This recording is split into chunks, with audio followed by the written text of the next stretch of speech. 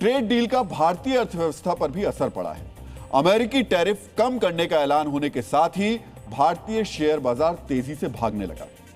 आज Sensex 2073 point चढ़कर बंद हुआ, जबकि निफ्टी में 639 पॉइंट की बढ़त देखी गई। यानी भारतीय बाजार में केवल एक दिन में लगभग 2.5% की तेजी आई।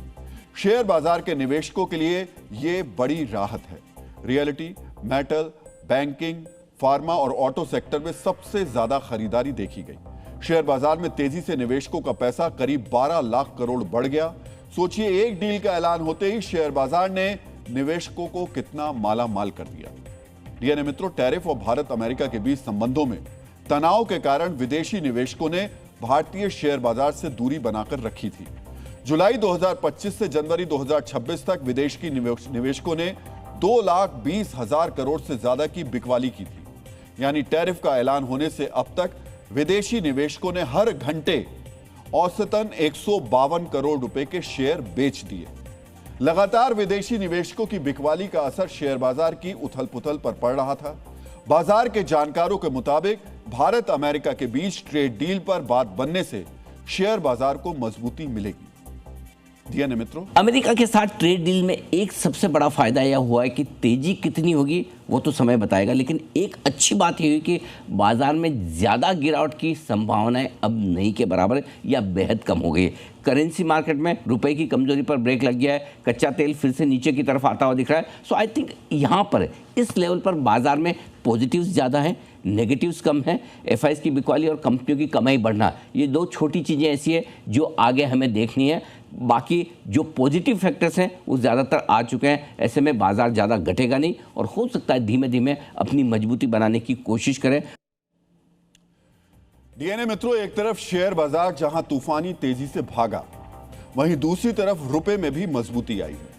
रुपया आज डॉलर की तुलना में लगभग 1.5% मजबूत हुआ। $1 का भाव 92 रुपए तक पहुंच गया था, जो आज 90 रुपए 26 पैसे पर बंद हुआ। दिसंबर 2018 के बाद एक दिन में यह रुपए की सबसे ज्यादा मजबूती है। यानी रुपए की मजबूती के मामले में 7 साल का रिकॉर्ड आज टूट गया। डीएनए मित्रों, शेयर बाजार और रुपए के साथ साथ भारतीय कमोडिटी मार्केट में भी इस डील की खबर के बाद तेजी आई। सोने चांदी में जारी क्रैश पर ब्रेक लग गया और अचानक दोनों धातुओं की कीमत रॉकेट की रफ्तार से आगे बढ़ गई।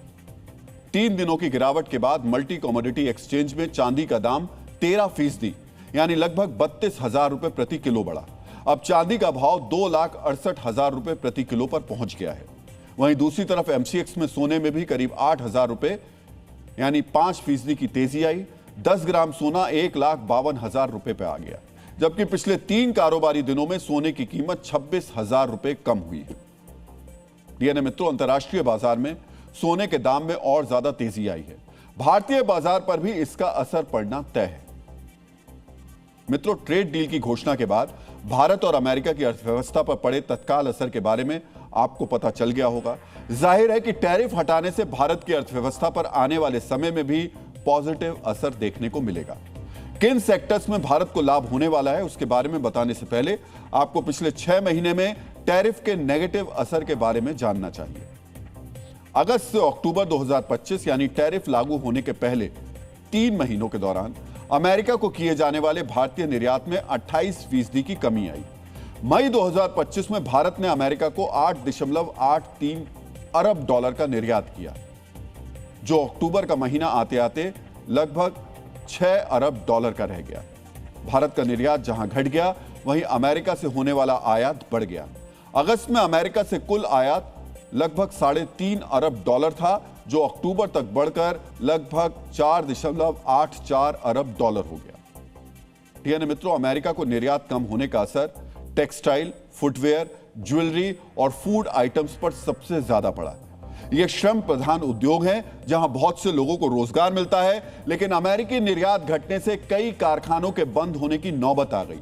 सूरत और मुंबई जैसे शहरों में लाखों लोग इससे प्रभावित हुए।